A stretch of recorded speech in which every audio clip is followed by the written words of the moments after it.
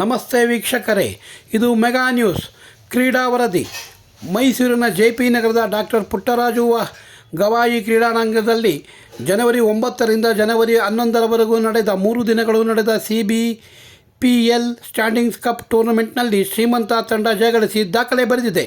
ಈ ಟೂರ್ನಿಯನ್ನು ಉದ್ಘಾಟನೆ ಮಾಡಿದ ಪರಿಸರ ಪ್ರೇಮಿ ಹಾಗೂ ದಕ್ಷ ಕಾಲೇಜಿನ ಸಂಸ್ಥಾಪಕರಾದ ಜಯಚಂದ್ರ ರಾಜುರವರು ನೆರವೇರಿಸಿದ್ದರು.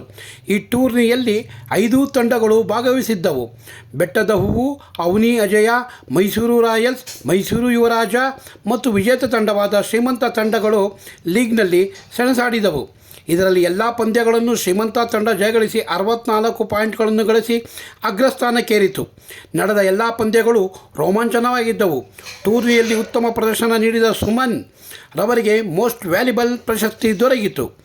ಇವರ ಆಟಕ್ಕೆ ಕ್ರೀಡಾ ಪ್ರೇಮಿಗಳು ಮೆಚ್ಚುಗೆಯನ್ನು ವ್ಯಕ್ತಪಡಿಸಿದರು. ಇದೇ ಸಂದರ್ಭದಲ್ಲಿ ಬೆಸ್ಟ್ ರಿಬೌಂಡ್ ಪ್ಲೇಯರ್ ಆಗಿ ಮೋಹಿತ್ ಅವರಿಗೆ ಲಭಿಸಿತು. ಬೆಸ್ಟ್ ಶೂಟರ್ ಆಗಿ ಶ್ಲೋಕ್ ಅವರಿಗೆ ಲಭಿಸಿತು.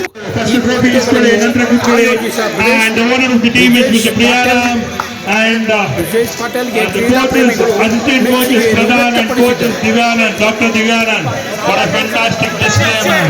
ಎಲ್ಲ ಟೀಮ್ಗಳನ್ನು ಕೂಡ ಒನ್ ಸೈಡ್ ಅಲ್ಲಿ ಹೊಡೆದಿದ್ದಾರೆ. ಅದ್ಭುತವಾದಂತಹ display of basketball. I request Priyaram and Pradhan to join.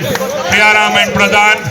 And if you want all the Srimanta team can accompany Srimanta Tanda ಬರ್ಬೋದು.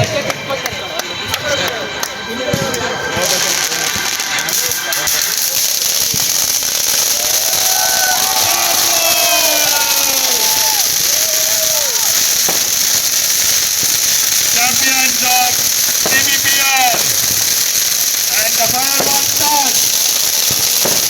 Give a big round of applause.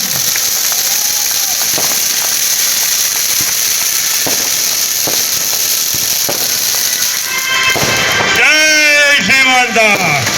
I request ಒಳ್ಳೆ ಪ್ಲೇಯರ್ ಅದ್ಭುತವಾಗಿ ಅವರ ತಂಡವನ್ನು ಮುನ್ನಡೆಸಿದ್ದಾರೆ. ಶ್ರೀಮಂತರವರು ಇವತ್ತು ಶ್ರೀಮಂತರಾಗಲಿ ಕಾರಣ mister Suman. He also plays for Maharaj College and Nationals.